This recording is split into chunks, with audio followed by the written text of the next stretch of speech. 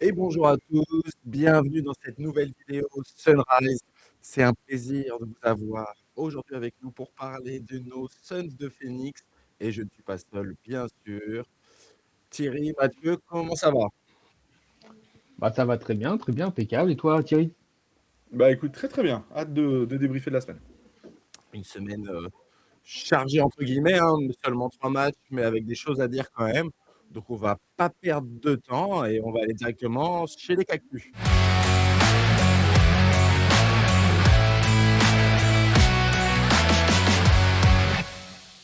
Nos résultats de la semaine, une semaine en 2-1, donc pas si mal en termes de résultats, en termes de contenu, on verra ça. Une semaine qui a commencé chez nos amis les Kings sur une victoire, 114-103. Ce match, qu'est-ce que tu en as pensé, Thierry? Euh, Bah écoute, face à un adversaire malade avec énormément de blessés, on est retombé un petit peu de travers, pas trop défendre en première mi-temps. En tout cas, tout juste dans le premier quart.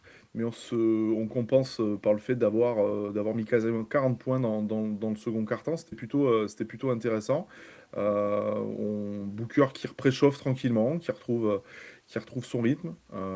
J'ai bien aimé, qui force un petit peu, mais ça, il va falloir qu'il se remette dans le sens. Non, match intéressant, même si on sent que on a des absences. On a des absences défensives et offensivement, on a toujours un petit trou d'air où on arrête de faire circuler le ballon et on se met à faire de l'ISO un petit peu trop, de manière trop importante pour moi.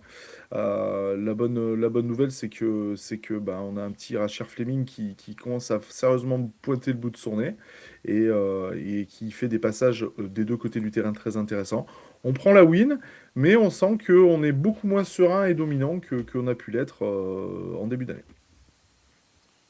Ouais, clairement un match de série, t'en parlais un peu. Premier quart, on fait une fin de quart-temps catastrophique. Et après, on revient petit à petit. Moi, je me suis aussi noté que Mark Williams, offensivement, c'était très compliqué. Mais bon, on va comprendre qu'il était peut-être déjà un peu blessé. Mathieu, toi, ce match, t'en retiens quoi? Ouais, heureusement, peut-être que les Kings, c'est les Kings, quoi. C'est pas une équipe foufou, assez faible. Faut se remettre en place. Je rejoins Thierry, tu sens que là, il y a besoin d'ajustement. Les absences de Goodwin sur le banc et de Brooks, là, impactent beaucoup les Suns. Donc, tu sens qu'il est en train de chercher un petit peu. Jordan Hott, réintégrer 30 minutes Jalen Green, c'est compliqué aussi parce qu'il apporte pas grand-chose. C'est-à-dire défensivement, c'est pas foufou et offensivement, bah, certains soirs, c'est très compliqué. Ouais, c'est un match moyen, mais qui passe contre une équipe très faible des Kings. Donc, on va dire que bon, l'important, c'est la victoire, là, hein. Surtout que ces derniers temps, on n'en gagne pas non plus tant que ça. Donc, bon, on va dire que je retiens surtout la victoire, mais on commence à avoir des prémices des choses un peu moyennes qu'on va voir par la suite, peut-être cette semaine. Exactement. Et en parlant de choses très moyennes, très moyennes, on va parler du match d'après, donc contre les Bulls. Un match à oublier, je pense. Mathieu, tiens, je te relance dessus, vu que tu tendais la perche. Qu'est-ce qu'on en parle de ce match? Bah, en fait, j'ai envie de dire presque qu'on devrait même pas en parler parce qu'il y a rien. Il y a rien à retenir. C'est un mauvais match. On rappelle, les Bulls, c'est une équipe aujourd'hui qui, sur cette deuxième partie de saison, tank complètement. Là, aujourd'hui, c'est l'équipe C, hein, des Bulls, hein. Je veux dire, il y avait pas Guidi, il y avait pas, enfin, il y avait pas Bouzils, enfin, il y avait personne, quoi. Je veux dire, ils ont commencé, je veux dire, quasiment 10 minutes de Kawamura, quoi. Désolé, j'adore un super joueur, le petit japonais, mais quand on arrive à ça, c'est que vraiment l'équipe, elle est dépeuplée. Bah, c'est un mauvais match parce qu'il n'y a rien. C'est-à-dire que le fond de jeu offensif il est catastrophique. Il n'y a rien. C'est de l'ISO sur l'ISO sur de l'ISO. Sauf que quand c'est de l'ISO mal faite, comme avec Jalen Green, où tu lui donnes la gonfle et t'as rien, c'est-à-dire que t'as pas d'écran, t'as rien qui est construit pour lui, bah évidemment que c'est catastrophique. C'est nul. Et puis défensivement, on s'est fait trouer à l'intérieur. Je veux dire, on parle de Trey Jones, le mec, à chaque fois qu'il a attaqué le cercle, bah t'as l'impression qu'il y avait personne. Il a mis son petit lay-up, Colin Sexton aussi. Sexton, il nous a fait du mal. Ouais, cataclysmique, franchement, un match horrible. On rappelle, il n'y avait pas Mark Williams, hein, tu l'as dit avant, il était peut-être un peu blessé. Donc là, Mark Williams, on va pas le voir pendant 2 à 3 semaines. Donc, bah, Osso, évidemment, a intégré la rotation titulaire. Malouak est rentré. Bon, bah, Malouak, c'était pas ouf, mais en fin de compte, il n'y a pas un mec qui est sorti du lot hein, chez nous sur ce match, hein. Tout était mauvais. Bah, c'est un match à oublier.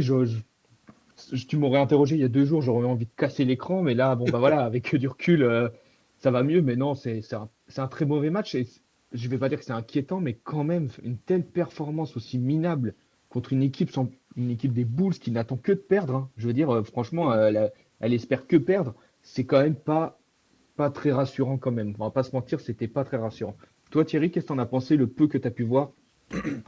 Bah, moi, on continue à trop arroser. Je pense que la Grayson Allen, il y a 5 sur 16, c'est trop, en fait. Et alors, effectivement, c'est un joueur qui peut prendre des coups de chaud incroyables, mais je trouve qu'on manque d'alternance. C'est-à-dire que on n'arrive pas à mettre ce ballon à l'intérieur pour venir justement créer des espaces sur nos shooters ou aller jouer des 1 contre 1 à l'intérieur. Je veux dire, à l'intérieur, c'était Nick Richards et Gershon Yabusele. Donc sans leur manquer de respect, c'est quand même des joueurs qu'on doit être en capacité d'aller mettre en difficulté lorsqu'on les attaque. Et puis pas de défense, Sexton qui a fait pénétration sur pénétration, même Rob Dillingham qui est quand même un joueur qui a beaucoup de carences offensives, s'est baladé dans notre défense. Oui, c'est dur. Les titulaires n'ont pas été au rendez-vous très clairement dans l'adresse. Je pense que Gillespie et Royce O'Neal notamment ont été aux abonnés absents. J'ai bien aimé quand même pour sortir un peu de positif le passage d'Amir Kofi qui, depuis son arrivée nous montre des choses et commence à mériter ses minutes. Il met 2 shoots à 3 points importants qui nous permettent d'y croire. Ouais, elle est dure à la maison, elle est dure de. Voilà, c'est ces matchs-là qu'on perdait pas sur la première partie de saison, sur ces équipes faibles où on prenait. Là, ça veut dire que je pense qu'entre les blessures, entre les rotations qui changent sans arrêt, comment dire, intégrer Jalen Green, qui c'est quand même pas si simple là, parce que entre son problématique physique et le fait qu'il manque d'automatisme, c'est criant en attaque, voilà. Tout ressort un peu sur ce match-là, toutes nos carences. Ouais, et puis c'est un match où on est derrière tout le temps. On n'est jamais devant les Bulls. On est un peu traînard. Et à la fin, je me dis, peut-être qu'on va le prendre sur le pire match de la saison, mais on va pas perdre. Bon, on le perd. C'est très juste ce que tu as dit sur Jalen Green. C'est pas un joueur qui est facile à intégrer, je pense. Ouais, il a besoin d'avoir des trucs pour lui, avoir un peu d'ISO aussi, mais une ISO bien faite. Face aux Kings, et on verra le match d'après, c'était un peu mieux. On est venu faire des écrans, on est venu faire des trucs. Là, ce match-là, c'était horrible. Il était tout seul, il avait la gonfle, et puis, allez, débrouille-toi. Et c'était pareil pour tout le monde. Gillespie et Allen, ils prennent des shoots à 3 points, ils sont 2 mètres derrière la ligne. Tu te dis, mais c'est pas possible en fait. Ces shoots-là, on ne doit pas les prendre. Donc voilà, donc c'était un match vraiment horrible. Moi, je me suis noté Gershon Yabusele, il nous aurait fait du bien parce que les points qu'il met, dos, panier, poste bas, tout ça, c'est le genre de trucs qu'on voit pas du tout chez nous. Mm. Et quand je l'ai vu faire, je me dis, ah, ça, c'est le type de truc, ça pourrait peut-être nous faire du bien. Bon, force est de constater qu'on sait pas quelque chose qu'on fait, hein. Et après, et c'est vrai au match d'avant aussi, beaucoup de turnovers pourris, quoi.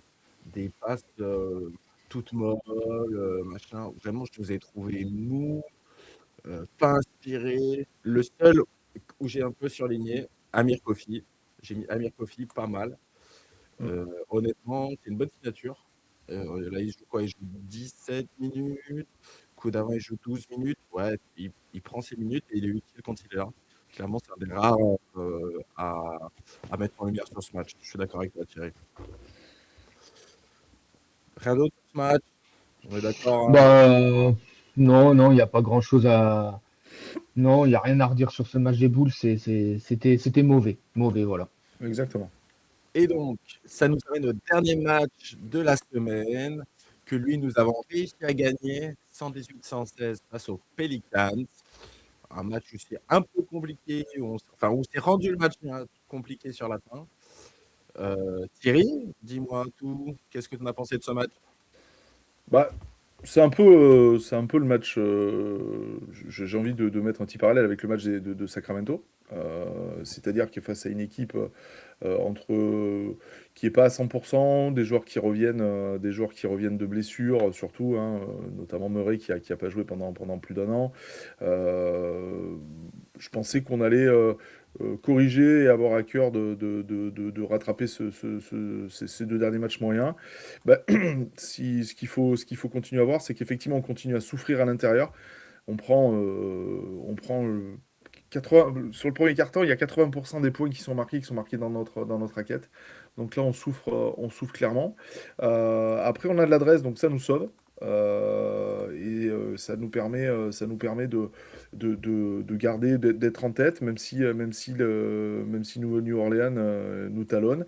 Et puis, il y a cette fameuse deuxième mi-temps où notamment Devin Booker va d'abord alterner le très très chaud avec offensivement beaucoup d'adresse à 3 points et intenable à mi-distance, avant de faire une vraie différence, mais de faire un blowout dans la dernière minute 30 où on perd ballon sur ballon, où les écrans sont pas appuyés sur les pics, les passes sont nonchalantes. Jalen Green nous fait du Kevin Durant, cette fameuse passe tête de raquette molle interceptée une fois sur deux.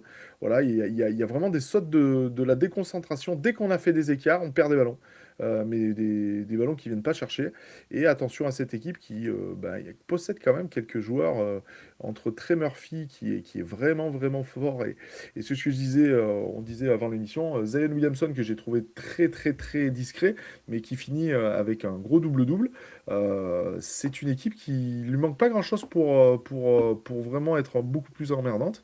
Nous, on s'en sort encore bien, mais j'ai l'impression quand même qu'on est en train Là, on atteint vraiment nos limites aujourd'hui. Je me demande si, avec les absences qu'on a, notamment de Mark Williams, et de Goodwin, est-ce qu'on peut réellement faire mieux que ce type de match où on manque de s'affirmer et on manque d'autorité lorsqu'on est devant. Est-ce que tu penses qu'on peut faire mieux, Mathieu? Je pense qu'on peut faire un peu mieux. Je pense que ça va jouer. Je pense que où on peut faire mieux, c'est tactiquement. Ça sera un point que je pars à marquer après. Je pense que Jordan Hutt, il cherche beaucoup, mais j'en parlerai un peu plus. Juste sur ce match, oui, on se le rend difficile parce qu'on avait fait l'écart. En plus, c'est dommage. Après, New Orleans, c'est une équipe qui n'est pas en confiance, hein, parce qui ne gagne rien depuis le début de saison, qui pourtant là, était au complet. Alors oui, peut-être pas tout le monde est à 100%, mais qui est clairement au complet. Donc c'est une équipe qui se cherche malheureusement et qui rate complètement sa saison. Donc c'est peut-être pour ça qu'on le gagne ce match hier. C'est un peu mieux. Je veux dire, Jalen Green, c'est quand même beaucoup mieux. Je trouve qu'on l'a mieux utilisé. Les rotations sorties de banc, l'apport du banc est intéressant, même si c'est vrai que Grayson Allen, quand ça rentre pas à 3 points, bon bah c'est vite compliqué parce qu'il rate beaucoup de choses. C'est vrai qu'il rate des shoots ouverts, c'est frustrant. C'est mieux. Heureusement que Devin Booker prend feu parce que je suis pas sûr qu'on le gagne, sinon celui-ci. On va dire que moi, ce qui me frustrait surtout la première mi-temps, c'est que je suis d'accord, ils prennent tellement de rebonds offensifs, tellement faciles, où en fait, c'est juste une claquette à mettre. Et j'ai l'impression que la première mi-temps, c'est que ça. Ils ratent un shoot, il y a le rebond, ils sont juste à côté, il a juste à poser le ballon dans le panier. C'est insupportable de voir ça. Et ça, je pense que je suis d'accord avec Thierry, c'est que j'ai l'impression, c'est vrai que Mark Williams, j'ai ressenti l'absence de Mark Williams. Je me suis dit, mais on est tellement dominé sur les rebonds. Au saut, il n'y arrive pas. Ça, c'est vraiment pas son point fort, on le savait. D'où le Malois qui a été un petit peu plus présent en deuxième mi-temps. Et je pense que ça nous a fait du bien. Heureusement qu'on va le chercher, celui-ci, parce que je dis pas qu'on tombe en crise, hein, c'est pas ce que je veux dire, mais sinon, ça aurait été quand même une semaine un peu plus que frustrante. Non, on va dire que je suis d'accord avec Thierry. Est-ce que ça représente le niveau des Suns actuellement? C'est que là, vraiment, on n'est plus du tout serein comme en début de saison. Et on voit bien que même si Booker est là et c'est un joueur clé, j'ai l'impression que Brooks est encore plus important pour les Suns cette année. En termes de mentalité des deux côtés du terrain, on voit bien que son absence nous fait énormément, énormément de mal. Je ne retrouve plus l'équipe que j'ai vue en début de saison. Et je pense que l'absence de Brooks et tu rajoutes Goodwin qui sort du banc, qui est la même chose l'Energizer, là, ça fait trop de mal aux Suns. Donc heureusement que New Orleans fait un peu n'importe quoi en fin de match aussi, parce on leur a donné le match pourtant à la fin. Franchement, on leur donne tous les ballons pour nous Les passer trois devant. Donc interceptions sur la fin, ouais. Donc, va falloir se remettre la tête dedans, que ça soit les joueurs, mais aussi tactiquement, parce que là, il y a des choses qui vont pas, mais bon, on va retenir la victoire, quoi. Toi, Pierre, Ouais. qu'est-ce que tu penses de ce match-là? T'as pas dit ton avis? Bah, c'est un match qui est un peu ambivalent parce que sur Jalen Green, je me dis: «Ah tiens, c'est le type de match que je veux plus le voir faire» entre guillemets. Il prend il fait plus de jeux, on lui met plus de piques, il fait un peu plus de jeux. Bon, c'est quand même un aspirateur à ballon, hein, quand il a la balle, il la garde jusqu'à la fin. Mais bon, entre guillemets, avoir un ou 2 joueurs comme ça, c'est pas grave s'ils arrivent à mettre des points. Je trouve un Booker, sérieux dans ce qu'il fait depuis le début de l'année. Par contre, je suis d'accord avec toi, défensivement, on est un peu mou, un peu comme le match contre les Bulls.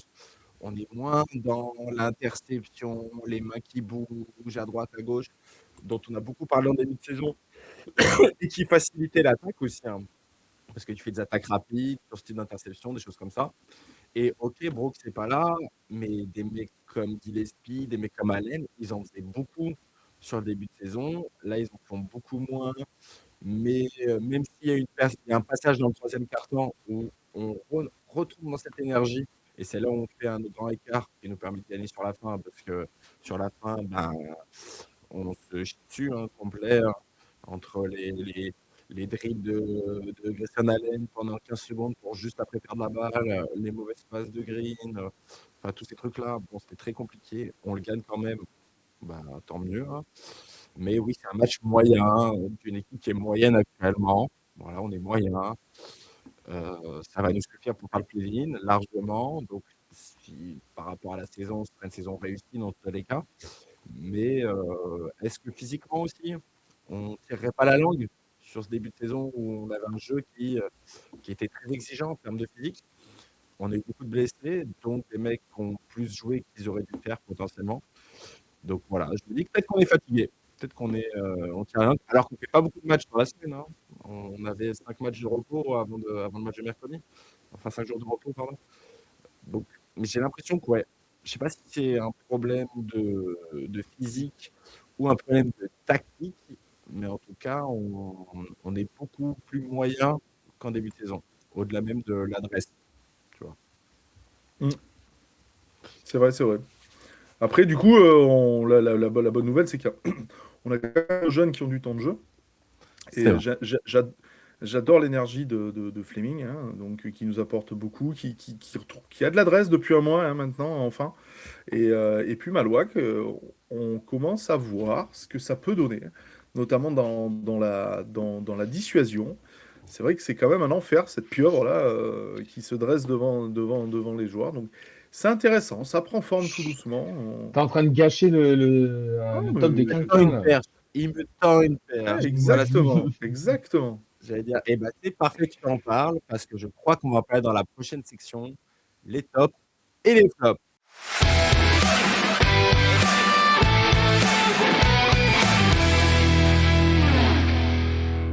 Les tops et les flops, et ben, on va commencer tout de suite, vu que tu as tendu la perche Thierry, c'est mon top, mais c'était aussi le top de Mathieu pour en off. C'est les jeunes qui jouent enfin. On en a beaucoup parlé cette saison, d'avoir des jeunes qui jouaient pas énormément. Bah là, ça y est, par la force des choses et par le temps qui passe aussi, Rachel Fleming qui se fait une vraie place, honnêtement, dans la rotation, qui est un joueur qui est costaud. J'en parlais un peu la semaine dernière. Vraiment, quand tu le vois sur le terrain, c'est un vrai physique. Donc, c'est toujours utile d'avoir ce type de joueur. Heu, il a avoir il arrive à avoir un peu d'adresse maintenant, donc ça, c'est aussi, pratique et utile. Je pense qu'il y aurait moyen d'avoir plus de balles ou avec des coupes, avec son physique pour qu'il puisse un peu aller au panier facilement. Là, il y a beaucoup de shoots quand même à 3 points. La plupart de ses shoots, c'est du 3 points, donc voilà. Et Maluard, qui par la force des choses aussi avec la blessure de Williams, a plus de temps et c'est vrai qu'on voit un peu, ce qu'il pourrait devenir et moi, c'est une réflexion que je me suis faite, contre les Kings. Quand j'ai vu Maxime Reynaud, je me suis dit, «Bah, ouais, mais il faut les faire jouer, en fait». Parce que Maxime Reynaud, son évolution sur l'année, elle est incroyable. Physique, placement, tout ça et je me dis que Maluard, ça peut être exactement la même chose. si on le fait jouer un peu, qu'il arrive à mieux se placer, parce qu'il a un gros corps. Donc voilà. Voilà, pour moi, c'est un gros point positif. Ouais, mais clairement, hein. Clairement, c'est hyper intéressant. Moi, quand je vois jouer Fleming, je suis en train de me dire que déjà, il me fait penser à un joueur qui a joué contre nous. Ben, c'est Herb Jones. Je trouve qu'il y a un petit côté, le petit côté longueur, le petit côté petit shoot extérieur, agressivité. Je trouve ça intéressant. Et moi, ce joueur-là, là, je me dis que je me projette dans un an ou deux, biberonné par Dylan Brooks. On pourrait avoir un espèce de 2-3-4 là qui pourrait être hyper intéressant. Donc je suis très content. Et puis Malouak, on en a beaucoup parlé. Je pense qu'il y a c'est un développement physique à la fois sur le coffre. Musculairement, il faut qu'il continue à se densifier. Et sur la rapidité aussi, on sent qu'encore, lorsqu'on lui donne des ballons, le capter le ballon et se resituer, c'est pas encore ça. Mais il mérite aujourd'hui ces 5-10 minutes où il 5 comptes quand même. Hier, hein, donc on sent. Et puis le public le pousse. Le public le pousse, on sent que derrière c'est une attraction. Alors je dis pas ça de manière péjorative, hein, mais on sent que quand ils rentrent, voilà, ça réveille les gens. Si les gens étaient en train de s'emmerder, ça les réveille et ils ont une attention particulière sur lui. Donc ça, c'est hyper intéressant. Voilà, on prépare l'avenir aussi, hein. Donc Mhm. ça doit faire partie, on en avait parlé, sur la deuxième partie de saison, ça doit faire partie des axes. Je sais que Mathieu, toi, ça fait des semaines que tu nous réclames ça. Maintenant, t'es servi. Alors pour Malouak, je comprenais qu'il ne jouait pas parce que tu as Mark Williams en titulaire et Osso qui est extrêmement performant, donc je n'étais pas surpris. Donc là, je suis content qu'il ait eu du temps de jeu. C'était compliqué contre les Bulls, mais très très bon. Il a joué 20 minutes contre New Orleans parce qu'il a eu un vrai impact, hein. C'est lui qui fait du bien dans le troisième quart. Vraiment, j'ai aimé sa performance. Par contre, je suis d'accord avec toi. C'est vrai que parfois, il faut qu'il se resitue. J'ai une action en tête où on lui envoie la balle. En fait, il met des plombes. Il la perd parce qu'il met des plombes à l'attraper, à dunker. Alors que ça, il faut qu'il travaille là-dessus. Mais ouais, en termes de défense, dissuasion, j'aime beaucoup Malouin. Et je pense qu'il pourrait mettre des points plus faciles. Mais on n'a tellement pas de mecs qui ouvrent les yeux pour servir nos intérieurs seuls qu'en fait, bah, les gars n'ont jamais de ballon. Et c'est dommage. Mais ça, c'est un truc à travailler. Et pour Fleming, cette semaine, je veux dire, sur les trois matchs, bon, il fait 8 points, 5 points, 8 points, mais à 3 points, il est à plus de 50% sur la semaine, il Ouais. est quasiment à 60%, il est propre. Il est propre aujourd'hui, c'est une menace ces dernières semaines. Fleming, tu ne le laisses pas à 3 points, il prend énormément de rebonds, Fleming. Très agressif. 5 rebonds contre les Kings, 3 rebonds contre les Bulls et 6 contre New Orleans. C'est un joueur qui va chercher, qui se bat pour aller chercher les rebonds offensifs, voire défensifs. Moi, j'aime beaucoup Fleming. Je pense que c'est pas non plus seulement un joueur à 3 points, un shooter à 3 points. On l'a vu hier, il essaye d'attaquer le long de ligne de touche. Et physiquement, tu sens qu'il en a. Ça va venir vrai potentiel, hein. Fleming, c'est vraiment un joueur intéressant. Hier soir, il a joué plus, avant-hier, pardon, il a joué plus que Ryan Dunn. C'est un signe. Il est meilleur que Ryan Dunn aujourd'hui, je pense. Oui, il lui passe devant. Il Enfin, lui passe devant dans la rotation. il lui passe devant et c'est là où faut qu'on, ça sera, j'en parlerai après. C'est là où il va falloir à un moment donné, il faut faire des choix aussi. Mais Fleming et Malois, ouais, je suis content. Fleming, c'est déjà un joueur plus abouti là de ce qu'on Oui. peut voir. Malois, va falloir travailler, mais on va dire que ce qu'on a vu contre New Orleans, c'est quand même c'est intéressant et il va avoir un rôle important en l'absence de Mark Williams parce qu'on voit bien qu'Osso, en termes de dissuasion, c'est quand même pas extraordinaire. C'est pas son point fort. Donc Malouard, il a un impact et on l'a vu hier, ça a été important contre avant-hier, pardon, putain, j'arrive pas contre New Orleans. Donc non, super les rookies. Ces deux-là, en tout cas, je pense qu'il y a un vrai potentiel à travailler. C'est intéressant pour les Suns, mais là, franchement, ça fait plaisir. Je pense qu'on a Ouais, fait le clairement, tour pour clairement. ce top et vu que tu en parlais, je vais lancer Thierry sur son top, plutôt. Eh ben, écoute, mon top, ouais, ça sera un top et ça sera Osso Iguodaro. Voilà, c'est un joueur avec le recul. Il y a 2 ans, j'en attendais pas grand-chose et je suis surpris parce que je trouve qu'il progresse dans le bon sens. C'est-à-dire là où on sait que ce qui est compliqué, c'est qu'il a une absence de shoot. Donc c'est dur, mais aujourd'hui c'est devenu un joueur très agressif au cercle, qui va vite, qui surpique. Moi je trouve qu'il est capable de bien rouler et d'aller au cercle. Il est très intelligent dans son déplacement. Il met beaucoup d'énergie. Là il faut qu'on se rende compte quand même. ce qu'il est capable notamment face à Sacramento. Il fait une première mi-temps qui était incroyable. Il est en double-double, je crois, à la mi-temps. Il est à 10 points, 10 rebonds. Et c'est presque le joueur à qui tu donnes le ballon sur chaque possession. Son activité, elle est grandissante. Son influence est grandissante. Et l'absence, je pense que cette absence de Mark Williams, donc on rappelle Mark Williams qui avait des temps de jeu très faibles depuis quelques matchs, mais on le sentait plus du tout plus d'influence. Mais je pense que voilà, il a une fracture au niveau du pied. Je pense qu'il l'a traîné, hein, clairement. Oui. Euh, donc du coup là, bah, on donne les clés à Osso, mais on lui donne les clés pas en se disant j'espère qu'il fera le taf. Il les mérite. C'est-à-dire qu'au moment où il les a, il les mérite. Et il est plutôt intéressant. La preuve, bah, il problème de faute qui nous handicape, donc c'est pour ça aussi que Malouak a autant de temps de jeu, même s'il a bien utilisé de son temps de jeu. Mais c'est devenu un vrai joueur NBA qui me surprend à chaque sortie, qui est un excellent passeur. Hormis Nouvelle-Orléans, mais une seule passe, sinon il fait minimum 3 passes par match depuis plusieurs semaines. Ça monte, ça a de la verticalité quand même au saut, hein. Alors, il a du mal dos au jeu, lorsqu'il défend un intérieur, qu'il l'enfonce. Voilà, là, il a du mal à être à la fois résistant et vertical. Mais écoute, moi, je suis plus inquiet. Quand il est sur le terrain, je suis plus du tout inquiet. Je me dis pas, ah, il va falloir serrer les dents.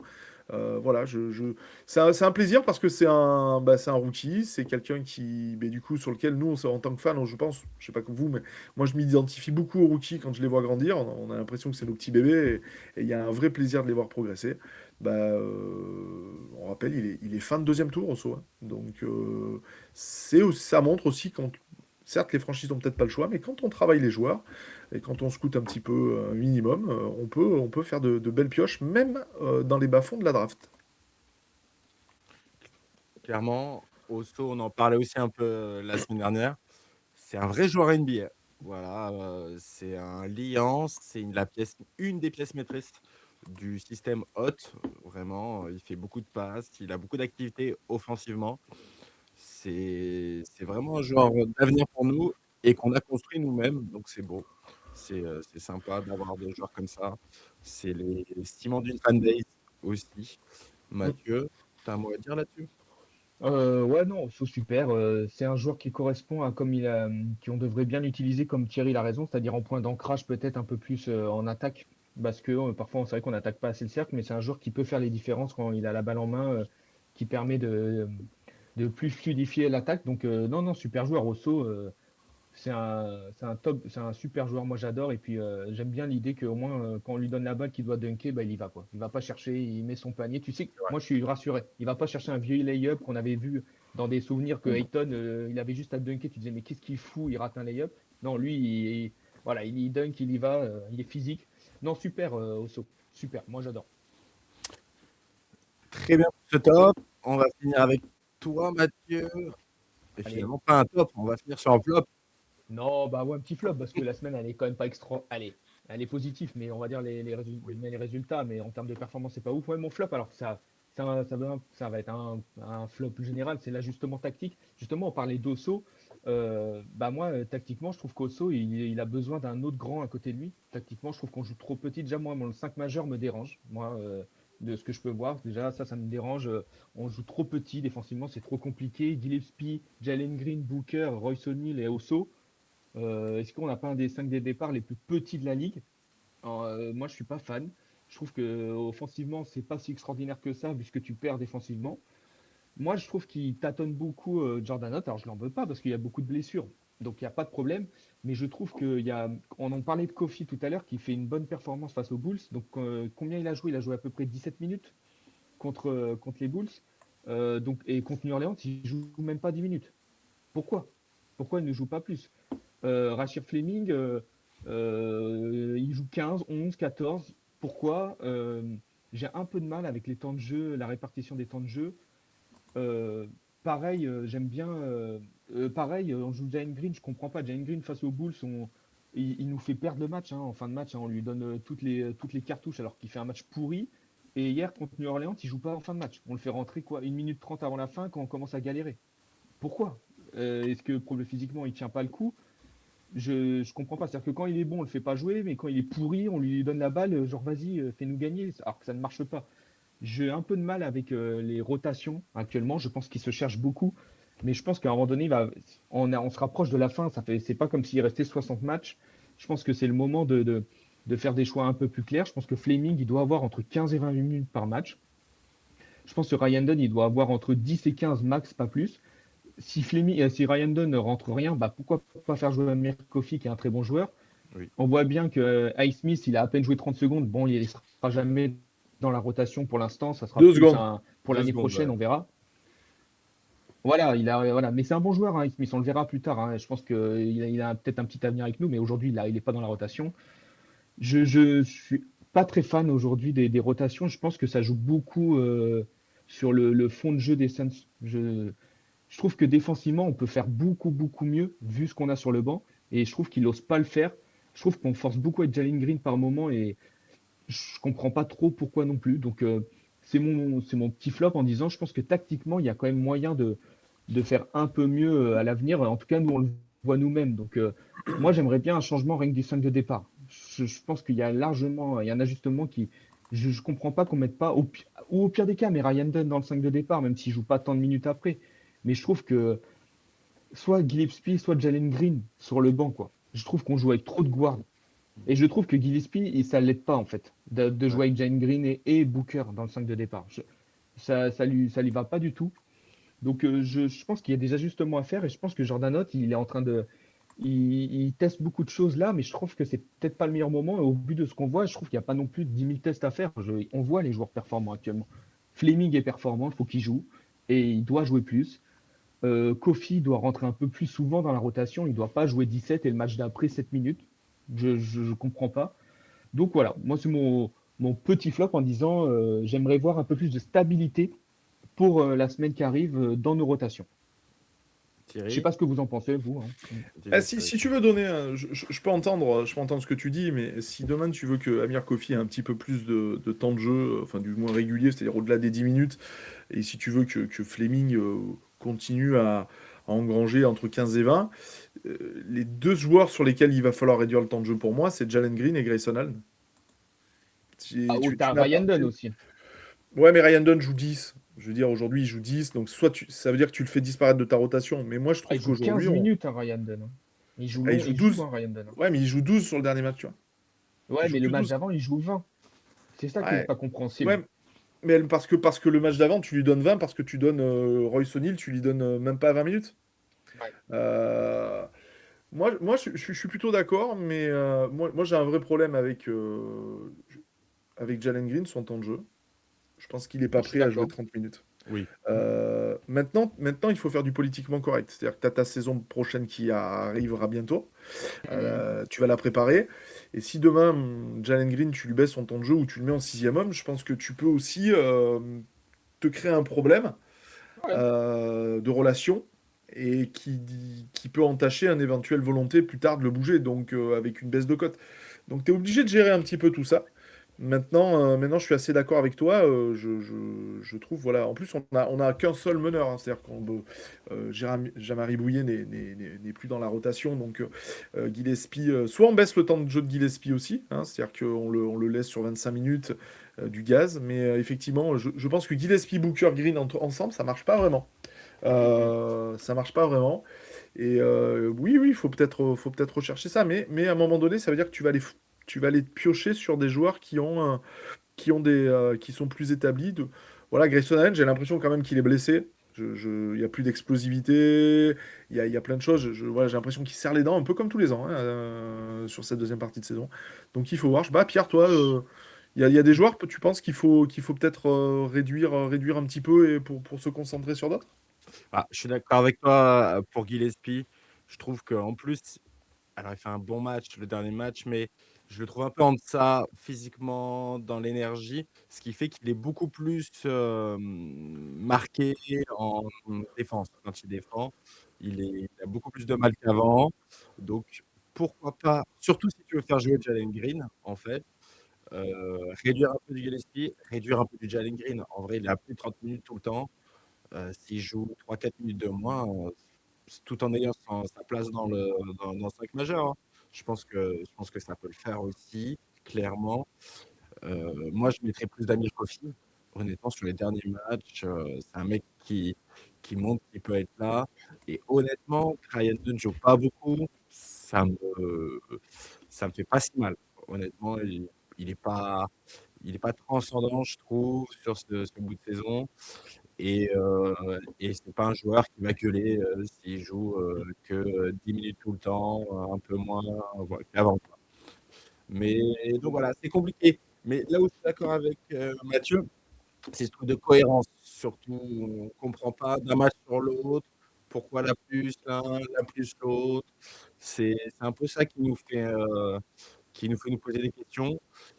Mais honnêtement, moi, Hot, là, je pense que sans Brooks, il avait construit une équipe centrée sur Brooks et il tâtonne un peu, quoi. Parce que sans Brooks, et en plus, il avait trouvé son joker de luxe avec Goodwin.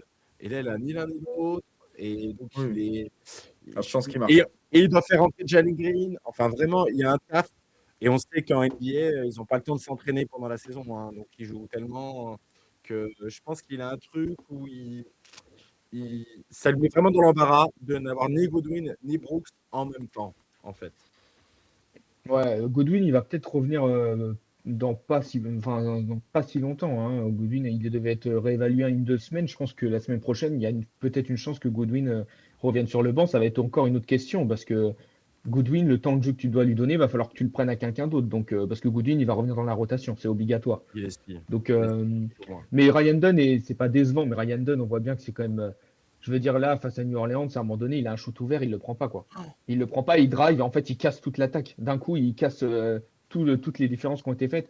Ryan Dunn, en fait, pour Ryan Dunn, ce qui est le plus dur, c'est Fleming pour lui, parce que Oui. Fleming rentre ses trois défensivement. Fleming, il est tellement long, même quand il est un peu en retard sur le premier pas, il revient parce qu'il a une physique incroyable.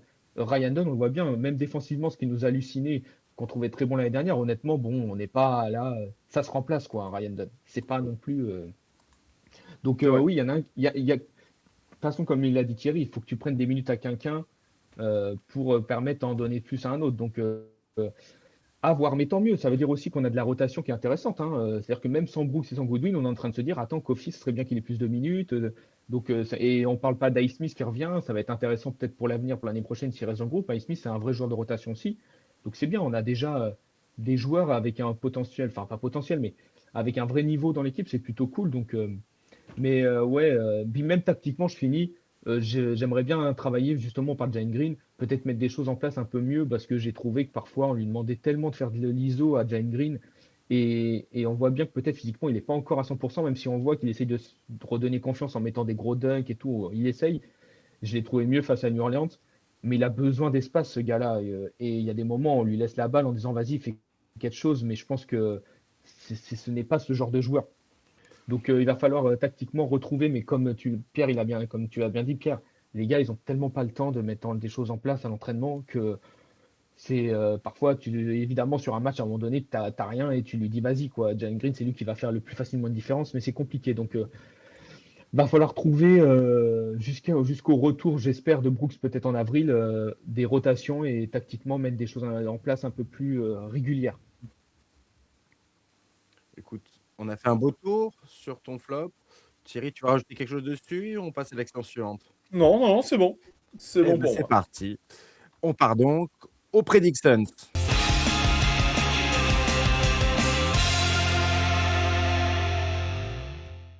Les predictions, petit point de la semaine dernière. Il y avait 3 personnes qui avaient donné les bons résultats. Thierry à 2-1, Bastien et moi-même. Ce qui fait que Bastien et moi restons devant normalement à 9 points chacun. Thierry passe à 7 et Corentin et Mathieu restent à 6 en fond de classement. Attention, on commence à prendre de l'avance, hein. Va falloir y aller.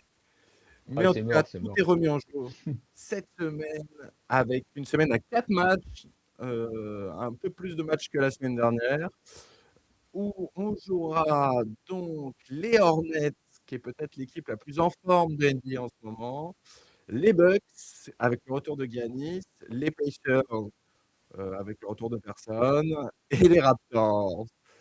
Qui veut commencer? Qui veut commencer sur son prono? Bah, Qui commencez vous deux, parce que moi, vu que je suis dernier, je vais m'ajuster selon vous, en fait. allez Thierry, je te lance. Euh, Mais écoute, je vois un 2-2. Voilà, on a un road trip qui va. On fait un petit match face aux Hornets et après on part à l'Est voyager. Voilà, 2-2. Je pense qu'il y a. euh, Globalement, même s'il y a du mieux aux Hornets, hein, c'est vrai que c'est une équipe très, très séduisante. C'est une équipe qui a encore beaucoup de carences et qui est jeune et qui fait des erreurs. Donc je pense qu'on peut. Voilà, sur les 4 matchs, je pense qu'ils sont tous à notre portée. Il y a pas une équipe où on se dit c'est sûr, on va se faire un terrain. Enfin, en tout cas, moi, je le ressens comme ça. Mais ce qu'on voit, c'est qu'on manque de régularité, qu'on n'est pas à l'abri, qu'on est.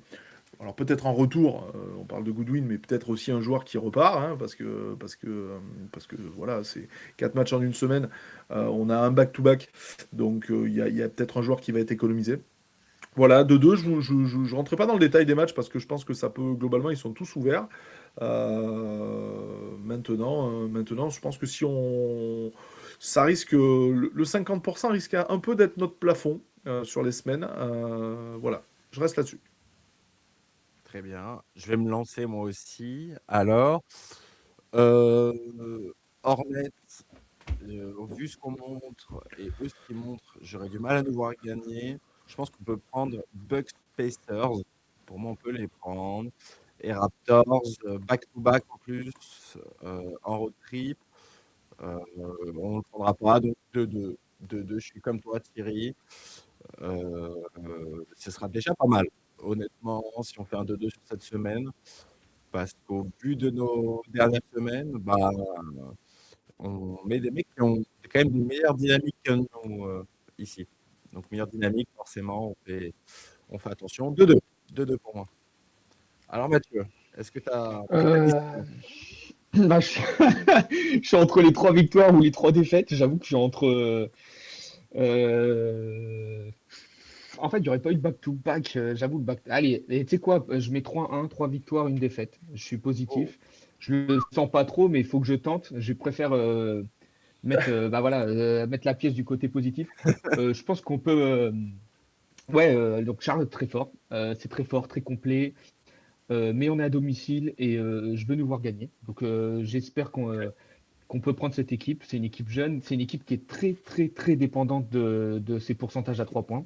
Même si c'est une équipe qui peut attaquer le cercle, hein, mais globalement c'est une équipe, si ça rentre pas, bah voilà, qu'on a un peu même si à Miami c'est bien rentré, mais c'est une équipe qui est un peu comme nous. Donc si on joue à ce jeu-là, je pense qu'on peut s'en sortir.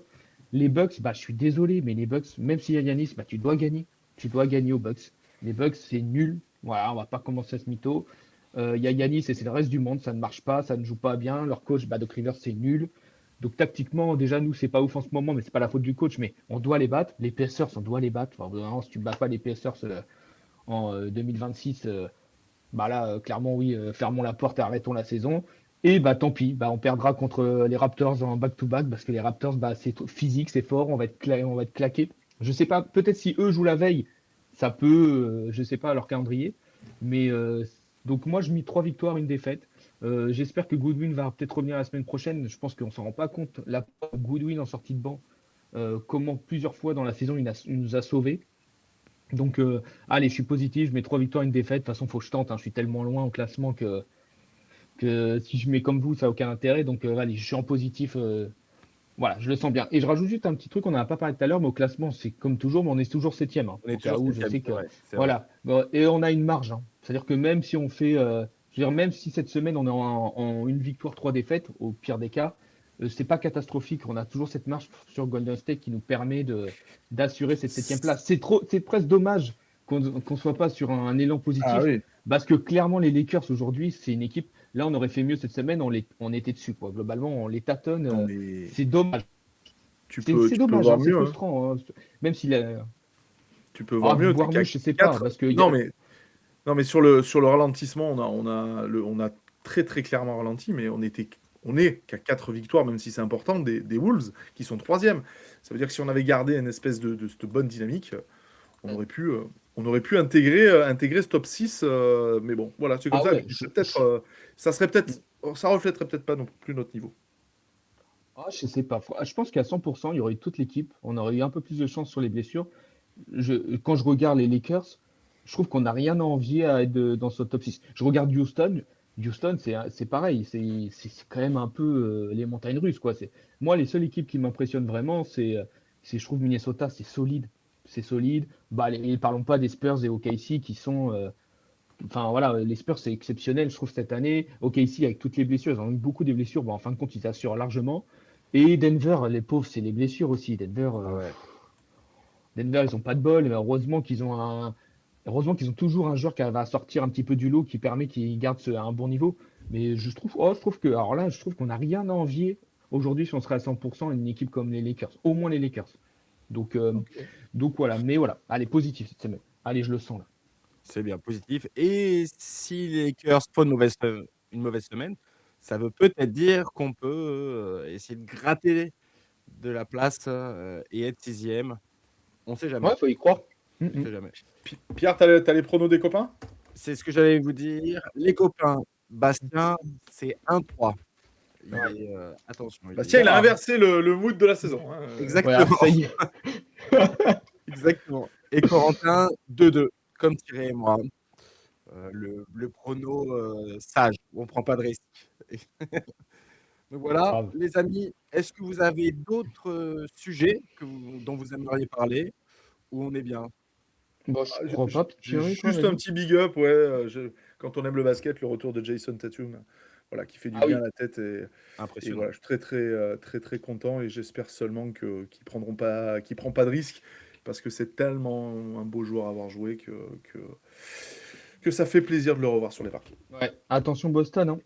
Ils Ah oui, poussent, hein. S'ils jouent, c'est ils veulent croire en quelque chose cette année. Donc l'Est, les playoffs à l'Est vont être super intéressants. clairement. Clairement, Ça clairement. va être cool. Donc ouais, super, on n'a rien à rajouter. Pierre, tu as peut-être un petit truc. Non, c'est bon. Merci à tous. Merci à vous deux d'avoir tourné cette vidéo. Merci à vous qui nous regardez. Si je me Sunrise, trompe pas, un petit sun-up la semaine prochaine, Pierre? un petit thumbs up, exactement, qui aurait dû sortir il y a 2 semaines, mais soucis techniques. Nous allons parler de la draft de Mikal Bridges. Donc voilà, voilà. Ah, bien, Super, beau impeccable. sujet. Voilà, exactement. Donc merci à tous. N'hésitez pas à regarder, partager, vous abonner, en parler autour de vous. On est une des fanbases les plus actives, les Suns, Mm. en France, et ça fait plaisir. Donc voilà, merci à tous et à la prochaine les gars. Ciao. Ouais, à Ouais, la semaine pro. bonne journée. Salut les gars.